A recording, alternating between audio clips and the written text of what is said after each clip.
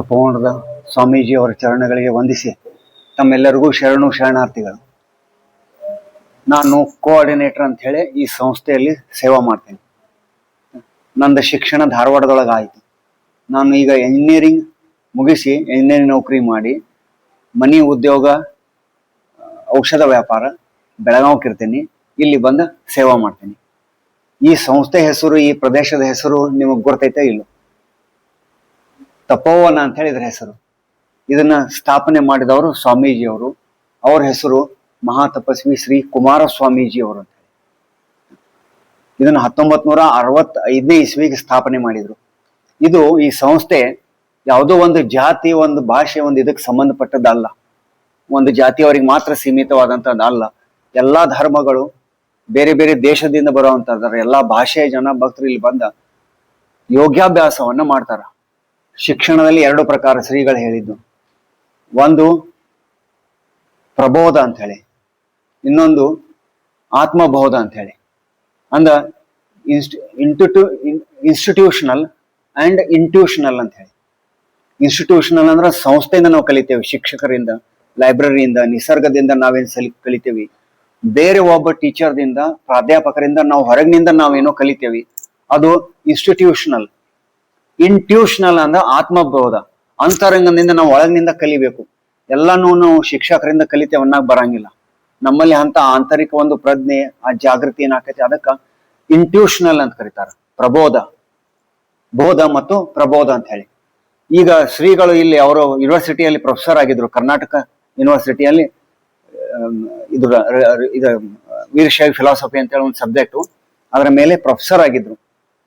ಇದಕ್ಕಿಂತ ಮುಂಚೆ ಧಾರವಾಡದಲ್ಲಿ ನವಕಲ್ಯಾಣ ಮಠ ಅಂತಿದೆ, ಅಲ್ಲಿ ಅವ್ರು ಇರ್ತಿದ್ರು. ಆಮೇಲೆ ಹಳೆ ತಪೋವನ ಅಂತ ಹೇಳಿ ಯೂನಿವರ್ಸಿಟಿ ಎದುರುಗಡೆ ಒಂದು ಆಶ್ರಮ, ಅಲ್ಲಿಂದ ಇಲ್ಲಿ ತಪೋವನಕ್ಕೆ ಬಂದ್ರು.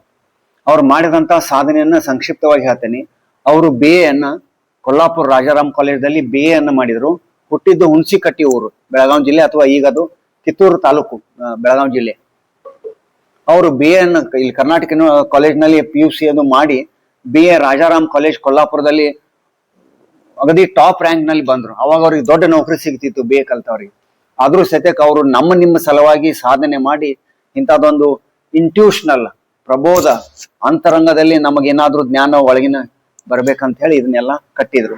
ಬೇರೆ ಬೇರೆ ದೇಶಗಳಿಗೆ ಪ್ರವಾಸ ಮಾಡಿ ಅಲ್ಲಿ ಭಾರತೀಯ ಸಂಸ್ಕೃತಿಯನ್ನ ಅವ್ರು ಹೇಳಿದರು. ನಮ್ಮಲ್ಲಿ ಕೆಲವೊಂದಿಷ್ಟು ನಾವು ಇನ್ನೂ ಕಲಿಬೇಕಾಗಿದೆ. ಅದನ್ನ 4 ಗೋಡೆಗಳ ನಡುವೆ ಶಿಕ್ಷಣ ಅಥವಾ ಒಂದು ಕೊಠಡಿ ಒಳಗೆ ನಿಂತು ಕಲಿಯಕ್ ಬರಂಗಿಲ್ಲ. ಕೆಲವೊಮ್ಮೆ ನಾವು ಕಲೀಲಾರ್ದನ್ನ, ಶಾಲೆಯಲ್ಲಿ ಕಲೀಲಾರ್ದನ್ನ ಇಲ್ಲಿ ಕಲಿಬೇಕಾಗ್ತೈತಿ. ಅಂದ್ರೆ ಅಂತರಂಗದಿಂದ ನಮಗ ಆ ಪ್ರಜ್ಞೆಯನ್ನ ತಿಳ್ಕೊಬೇಕು. ಉದಾಹರಣೆಗೆ, ತಾಯಿ ಯಾವಾಗ ಹಾಲು ಕುಡಿಸ್ತಾಳ ಅಂದ್ರೆ ಕೂಸು ಅಳಕತ್ರ ಅಷ್ಟ ಕುಡಿಸ್ತಾಳ. ಒಂದು ವೇಳೆ ಕೂಸು ಮೂಕಿತ್ತಂದ್ರೆ ಏನ್ ಮಾಡ್ಬೇಕು? ಅಳಕ್ ಬರಂಗಿಲ್ಲ ಅಂದ್ರೆ ಏನ್ ಮಾಡ್ಬೇಕು? ಅವಾಗ 6ನೇ ಇಂದ್ರಿಯ ಅಂದ್ರೆ ಸಂಜ್ಞೆ, ಅಂತರಂಗದ ಸಂಜ್ಞೆ ಅಂತಿದೆ, ಅದನ್ನ ಆಕಿಗೆ ತಿಳಿಸ್ತೈತಿ, ನಿನ್ನ ಕೂಸು ಹಸ್ದಿದೆ, ಹಾಲು ಕುಡಿಸ್ ಅಂತ ಹೇಳಿ. ಹಂಗ ಅಂತರಂಗದಿಂದ ಆ ಪ್ರಜ್ಞೆ ಬರುವ ಸಲುವಾಗಿ ಎಲ್ಲ ವ್ಯವಸ್ಥೆ ಇದು. ಇಲ್ಲಿ ನಾವ್ ಏನ್ ಮಾಡ್ಬೇಕಾಕೈತೆ ಅಂದ್ರೆ ಕೆಲವೊಂದಿಷ್ಟು ಆಸನವನ್ನ ಶ್ರೀಗಳು ಹೇಳ್ಕೊಟ್ಟಂತ ಆಸನಗಳು ನಮ್ಮ ಶಾರೀರಿಕ ಸಾಮರ್ಥ್ಯ ಸಲುವಾಗಿ ಆ 12 ಆಸನಗಳನ್ನ ಶ್ರೀಗಳು ಹೇಳಿದ್ರು. 2ನೇದು ಸ್ವಲ್ಪ ಮಟ್ಟಿಗೆ ನಿಮ್ಮ ವಯಸ್ಸಿಗೆ, ನಮ್ಮ ವಯಸ್ಸಿಗೆ ತಕ್ಕಂತೆ ಸ್ವಲ್ಪ ಪ್ರೇಯರ್ ಮಾಡೋದಾಗ್ಲಿ, ಸ್ವಲ್ಪ ಧ್ಯಾನ ಮಾಡೋದು, ಜಪ ಮಾಡೋದು. ನಿಮ್ಮ ಮನೆಯಲ್ಲಿ ಏನಾದ್ರೂ ಧಾರ್ಮಿಕ ಪದ್ಧತಿ ಇದ್ರೆ ಅವನ್ನ ಆಚರಣೆ ಮಾಡಬೇಕು. ಯಾಕಂದ್ರೆ ವಾತಾವರಣ ಅಷ್ಟು ಸರಿ ಇಲ್ಲ. ಎಲ್ಲರೂ ಪ್ರೆಷರ್ ಹಾಕವ್ರನ್ನ, ಎಲ್ಲಾರು ಸಾಲಿ ಕಲಿ ಅನ್ನೋರು, ಎಲ್ಲಾರು ಫಸ್ಟ್ ರ್ಯಾಂಕ್ ಬಾ ಅನ್ನೋರು, ಎಲ್ಲಾರು ಬೆಸ್ಟ್ ಮಾರ್ಕ್ಸ್ ತಗೋ ಅನ್ನೋರು ಹೇಳಿ ಯಾರು ಹೆಂಗ ತಗೋಬೇಕು ಅನ್ನೋದು ಹೇಳಂಗಿಲ್ಲ. ಬರೀ ಒತ್ತಡದಂತ ಒಂದು ವಾತಾವರಣದಲ್ಲಿ ನಾವು ಅದೇವಿ. ವಿದ್ಯಾರ್ಥಿಗಳಿಗೊಂದು ಒತ್ತಡ ಇದ್ರೆ ನಾವು ಪಾಲಕರನ್ರಿ ಅಥವಾ ಶಿಕ್ಷಕರನ್ರಿ, ನಮಗೂ ಒಂದು ಒತ್ತಡ ಇರ್ತೈತಿ. ನೀವ್ ಹೆಂಗ್ ಕಾಂಪಿಟೇಷನ್ ಮಾಡ್ತೀರಿ ಹಂಗ ನಿಮ್ ಟೀಚರ್ಸು ಅಥವಾ ನಿಮ್ ಪ್ರಿನ್ಸಿಪಾಲ್ರು ಬೇರೆ ಕಾಲೇಜ್ ಜೋಡಿನೂ ಕಾಂಪಿಟೇಷನ್ ಮಾಡ್ಬೇಕಾಗ್ತೈತಿ. ಇದು ಕಾಂಪಿಟೇಷನ್ ಅಂದ್ರೆ ನಿಮಗಷ್ಟ ಸೀಮಿತ ಅಲ್ಲ.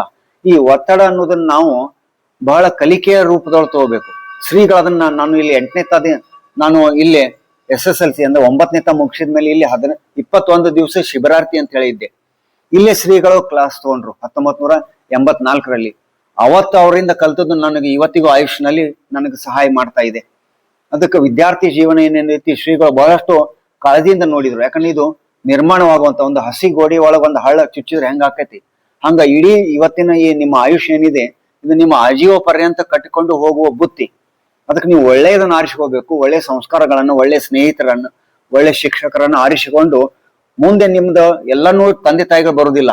ಉದಾಹರಣೆಗೆ ಲೈಬ್ರರಿಯಲ್ಲಿ ಒಬ್ಬರ ಲೈಬ್ರರಿಯನ್ನ ಇಲ್ಲಿ ಪುಸ್ತಕ ಇದೆ ಅಂತ ಹೇಳ್ತಾನ, ಆ ಪುಸ್ತಕ ತೆಗೆದು ಕೊಡ್ಬೋದು, ಓದಿ ಹೇಳ್ಬೋದು, ಬಟ್ ಅದನ್ನ ಅರ್ಥ ಮಾಡಿಕೊಳ್ಳುವುದು ನಮ್ಮ ಕೈಯಲ್ಲಿದೆ. ಪ್ರತಿಯೊಂದು ತಂದೆ ತಾಯಿ ಮಾಡ್ತಾರೆ, ಶಿಕ್ಷಕರು ಮಾಡ್ತಾರ ಅಂತಿಲ್ಲ. ಈಶಾಡ್ಬೇಕಂತಂದ್ರ ಆರಂಭದಲ್ಲಿ ಈಸುಗಟ್ಟಿಗೆ ಕಟ್ತಾರ, ಸ್ವಲ್ಪ ದಿವಸ ಅಷ್ಟೇ, ಆಯುಷ್ ಪರ್ಯಂತ ಈಸುಗಟ್ಟಿಗೆ ಕಟ್ಕೊಂಡು ನಾವು ಈಸಾಡಂಗಿಲ್ಲ. ಯಾವಾಗ ನಮಗ ಆತ್ಮವಿಶ್ವಾಸ ಬರ್ತೈತಿ ಅವಾಗ ಈಸಾಡೋದು ಬರ್ತೈತಿ. ಈಜ್ ಅನ್ನೋದು ಹೊರಗಿನಿಂದ ಬರೋದಿಲ್ಲ, ನಮ್ಮ ಅಂತರಂಗದಲ್ಲಿ ನಮ್ಮಲ್ಲಿ ಆತ್ಮವಿಶ್ವಾಸ ಯಾವಾಗ ಬರ್ತೈತೋ ನಾವು ತೇಲ್ತೇವೆ ಅಂತ ಹೇಳಿ ಅವಾಗ ಆ ಈಶಾಡೋದು ಬರ್ತೈತಿ. ಹಂಗ ನಮಗ ಇಸುಗಡಿಗೆಯನ್ನ ಆಯುಷ್ ಪರ್ಯಂತ ಕಟ್ಕೊಳಂಗಿಲ್ಲ. ನಮಗ ಅಂತರಂಗದಲ್ಲಿ ಆ ಪ್ರಜ್ಞೆ, ವಿಶ್ವಾಸ, ಆ ಶಕ್ತಿ ಬಂದ್ಕೊಳ್ಳಿ, ಆಂತರಿಕ ಶಕ್ತಿ ಬಂದ್ಮೇಲೆ ನಾವು ಈಶಾಡಕ್ ಕಲಿತೇವೆ. ಸೈಕಲ್ ಮೊದಲು ಹೊಡ್ಯಾಕ್ ಬರ್ತಿರಂಗಿಲ್ಲ, ಹೆಂಗ ನೀವು ಪ್ರಾಕ್ಟೀಸ್ ಮಾಡ್ತೀರಿ ಆ ಪ್ರಾಕ್ಟೀಸ್ ದಿಂದ ನಮ್ಗೆ ಸೈಕಲ್ ಹೊಡ್ಯಾಕ್ ಬಂತು ಇವತ್ತಿಗೆ. ಆ ರೀತಿ ನಮ್ಮಲ್ಲಿ ಅಂತರಂಗದ ಸ್ಫುರಣ ಅಂತ ಹೇಳಿ ಕರೆದ್ರು ಶ್ರೀಗಳು. ಇದನ್ನ ಮಾಡ್ಬೇಕಾತಂದ್ರೆ ನಮ್ಮಲ್ಲಿ ಒಳ್ಳೆ ಆಹಾರ ವಿಹಾರಗಳು ಇರಬೇಕು. ಕೇವಲ ಓದ್ತೀನಿ ಬರಿತೇನೆ ಅಂದ್ರೆ ನಡೆಯಂಗಿಲ್ಲ. ಮಾರ್ಕ್ಸ್ ಯಾಕೆ ಕಡಿಮೆ ತಗೋತಾನ, ನಾನು ಒಂದು ಕಾಲೇಜ್ನಲ್ಲಿ ಪ್ರಾಧ್ಯಾಪಕನಾಗಿ ಕೆಲಸ ಮಾಡೇನಿ. ಯಾರಾದ್ರೂ ಹೆಚ್ಚು ಮಾರ್ಕ್ಸ್ ತಗೊಂಡ್ರು 98.9 ಅಂತ ಹೇಳಿ, ಮತ್ತೊಬ್ಬರು 68.2 ಅಂತ ತಗೊಂಡ್ರು.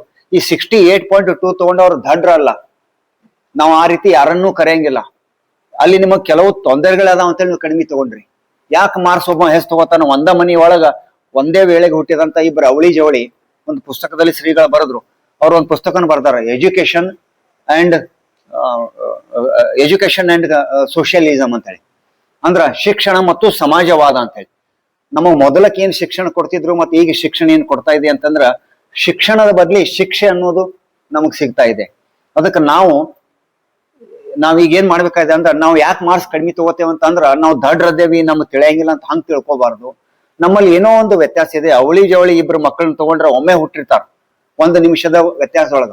ಆದ್ರ ಒಬ್ಬ ಶಾಣೆ ಇರ್ತಾನ, ಇನ್ನೊಬ್ಬ ದಡ್ಡ ಇರ್ತಾನೆ. ಯಾಕಂತ ಕೇಳಿದ್ರೆ ಒಮ್ಮೆ ಹುಟ್ಟಿರ್ತಾರ, ಒಂದೇ ತಂದೆ ತಾಯಿಗಳು, ಒಂದೇ ರಕ್ತ, ಆದ್ರೂ ಮಾರ್ಕ್ಸ್ ತಗೊಳ್ಳೋದು ಕಡಿಮೆ. ಯಾಕಂದ್ರೆ ಇವನಿಗೆ ಸಂಸ್ಕಾರಗಳು ಬೇರೆ, ಅವನಿಗೆ ಸಂಸ್ಕಾರಗಳು ಬೇರೆ ಇದ್ದದಕ್ಕೆ ಹಂಗ ಆಗ್ಬೋದು. ಎರಡನೇದು 360 ನಿಮಗೆ ಟೈಮ್ ಮ್ಯಾನೇಜ್ಮೆಂಟ್ ಹೇಳ್ತಿರ್ಬೇಕು. ಎಲ್ಲ ಕನ್ನಡ ಮೀಡಿಯಂದವ್ರ ಇಂಗ್ಲಿಷ್ ಮೀಡಿಯಂದವ್ರ? ಇಂಗ್ಲಿಷ್ ಮೀಡಿಯಂದವ್ರ ಅದಿರಿ? ಇಬ್ರು ಅದಿರಿ, ಓಕೆ. ನಿಮಗ ಟೈಮ್ ಮ್ಯಾನೇಜ್ಮೆಂಟ್ ಅಂತ ಹೇಳಿ ಈ ಕಾಂಪಿಟೇಟಿವ್ ಎಕ್ಸಾಮಿನೇಷನ್ ನಿಮ್ಗ ಆ ಸಬ್ಜೆಕ್ಟ್ ತಗೋತಿರ್ತಾರ. ಸೈನಿಕ್ ಸ್ಕೂಲ್ ಎಕ್ಸಾಮ್ ನೀವೇನಾದ್ರೂ ಕಲ್ತಿದ್ರ ಅಲ್ಲಿ 7 ನಿಮಿಷಕ್ಕೆ 50 ಲೆಕ್ಕಗಳನ್ನ ಬಿಡಿಸ್ಬೇಕು. ಸ್ಟೆಪ್ಸ್ ನೋಡಂಗಿಲ್ಲ, ಓನ್ಲಿ ಉತ್ತರ ನೋಡ್ತಾರ. ಅಂದ್ರೆ ಲಾಜಿಕ್ ಬೇಸ್ಡ್ ಇರ್ತೈತಿ. ಹಂಗ ಕೆಲವೊಂದ್ ಕಡೆ ಟೈಮ್ ಮ್ಯಾನೇಜ್ಮೆಂಟ್ ಅಂತ ಹೇಳಿ ಇರ್ತೈತಿ. ಉದಾಹರಣೆಗೆ ವೇಳೆ ಮಹತ್ವ ಹೆಂಗಾಯ್ತಂದ್ರ, ಯಾರಿಗಾದರೂ ವೇಳೆ ಒಂದು ಕ್ಷಣದ ಮಹತ್ವ ಗುರ್ತಿರ್ಬೇಕಂತಂದ್ರೆ ಯಾರಾದ್ರೂ ಆಕ್ಸಿಡೆಂಟ್ ಆಗಿದ್ರೆ ಅವ್ರಿಗೆ ಕೇಳಬೇಕು. ಕಣ್ಣು ಮುಚ್ಚಿ ಕಣ್ಣು ತೆಗಿದ್ರೊಳಗ 1 ಸೆಕೆಂಡ್ದೊಳಗೆ ಏನ್ ಆಕೈತೆ ಅನ್ನೋದು. ಯಾರಿಗಾದ್ರೂ ಒಂದು ವರ್ಷದ ವೇಳೆಯ ಕಿಮ್ಮತ್ ಗೊತ್ತಿತ್ತಂದ್ರೆ ಯಾವ ಒಬ್ಬ ವಿದ್ಯಾರ್ಥಿ ನಪಾಸ್ ಆಗಿ ನಾವು ಕೇಳಿದ್ರೆ ಗುರ್ತಾಕೈತಿ ಒಂದು ವರ್ಷದ ಮಹತ್ವ ಏನ್ ಅನ್ನೋದು. ಅದಕ್ಕೆ ಟೈಮ್ ಮ್ಯಾನೇಜ್ಮೆಂಟ್ ದೊಳಗೆ ಏನ್ ಬರ್ತೈತಂದ್ರ 365 ದಿವಸ ನೀವು ಕಲಿತೀರಿ, ಎಲ್ಲ ತಲೆಯೊಳಗೆ ಹಾಕೋತೀರಿ. ಆದ್ರೆ ನೀವು ಪ್ರಶ್ನೆಗಳಿಗೆ ಉತ್ತರ ಕೊಡ್ಬೇಕಾದ್ರೆ ನಿಮ್ ಕೈಲಿರುವಂತ ಟೈಮ್ ಎಷ್ಟು? ಕೇವಲ 2.5 ತಾಸು, ಕೆಲವೊಂದ್ ಕಡೆ 3 ತಾಸು. ಅಂದ್ರ 365 ದಿವಸಗಳ ವಿಷಯವನ್ನ ನೀವು ತಲೆಯೊಳಗೆ ಇಟ್ಕೊಂಡು ಕೇವಲ 3 ತಾಸಿನೊಳಗೆ ಅದನ್ನ ಉತ್ತರದೊಳಗೆ ಬರಿಬೇಕಂದ್ರೆ ರೇಷಿಯೋ ಎಷ್ಟಾಯ್ತು? 365 ಡಿವೈಡೆಡ್ ಬೈ 3 ತಾಸು. ಅಂದ್ರೆ ಇಲ್ಲಿ ನೆನಪಿನ ಶಕ್ತಿ ಅನ್ನೋದು ಬಹಳ ಮಹತ್ವ ಇದೆ. ನೀವು ತಿಳ್ಕೊಂಡಿರ್ತೀರಿ, ಆದ್ರೆ ಅದನ್ನ ಹೆಂಗ್ ಬರಿಬೇಕು, ಹೆಂಗ್ ಅದನ್ನ ರೀಪ್ರೊಡ್ಯೂಸ್ ಮಾಡ್ಬೇಕು ಅನ್ನೋದ್ರಲ್ಲಿ ಸ್ವಲ್ಪ ಕೊರತೆ. ಇದಕ್ಕೆ ಆರೋಗ್ಯದ ಕಾರಣ ಇರಬಹುದು, ಅಶಕ್ತಿ ಇರಬಹುದು, ನೆನಪಿನ ಶಕ್ತಿಯ ಕೊರತೆ ಇರಬಹುದು.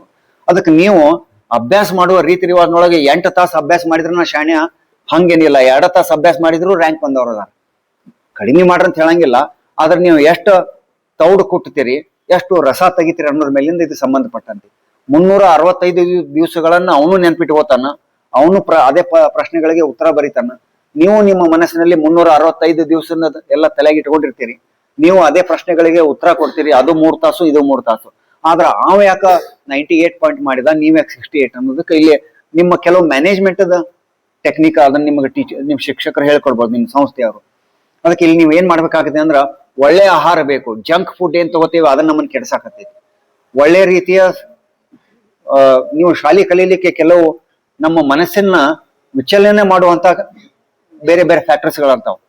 ಅಂತವ್ರಿಂದ ನಾವು ದೂರ ಇರಬೇಕು, ಅಂತ ವಿಷಯ ವಸ್ತುವಿನಿಂದ ನಾವು ದೂರ ಇರಬೇಕು. ಅದಕ್ಕೆ ಅಂತರಂಗದಲ್ಲಿ ಅಂತ ಶಕ್ತಿ ಬರಬೇಕು. ಇದು ಸರಿ ಮತ್ತು ಇದು ತಪ್ಪು ಅನ್ನುವಂತ ನಿರ್ಣಯ ತಗೊಳ್ಳುವಂತ ಶಕ್ತಿ ಏನಿದೆ, ಆ ಶಕ್ತಿ ಬೇಕಂತೇಳಿ ನಾವು ಪ್ರಬೋಧ ಇಷ್ಟೆಲ್ಲ ಕುಂತ ನೀವೇನ್ ಕೇಳಕತ್ತೀರಿ, ನಾ ಏನ್ ಹೇಳಕತ್ತೀನಿ, ಇದೆಲ್ಲ ಯಾಕೆ ಕಾರಣ ಅಂತಂದ್ರ ನೀವು ಆರೋಗ್ಯವನ್ನು ಒಳ್ಳೆ ರೀತಿಯಿಂದ ಕಾಯ್ಕೋಬೇಕು.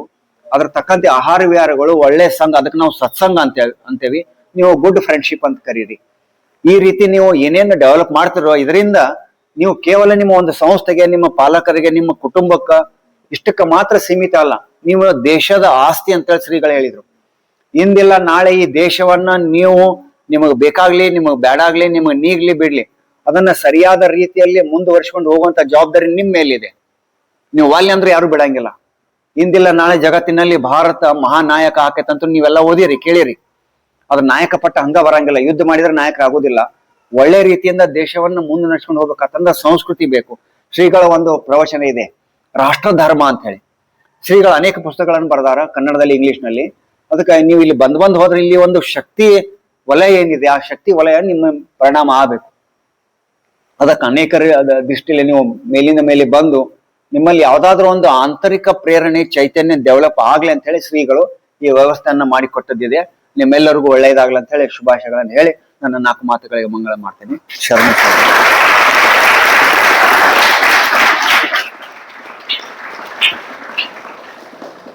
ಇಂಗ್ಲಿಷ್ ಮೀಡಿಯಂದವ್ರಿಗೆ ಕನ್ನಡ ಎಲ್ಲ ಬರ್ತಿತ್ತು ನಂಗೆ. ಔಟ್ ಆಫ್ ಸ್ಟೇಟ್ ಯಾರಿಲ್ಲ. Okay, then wish all the best.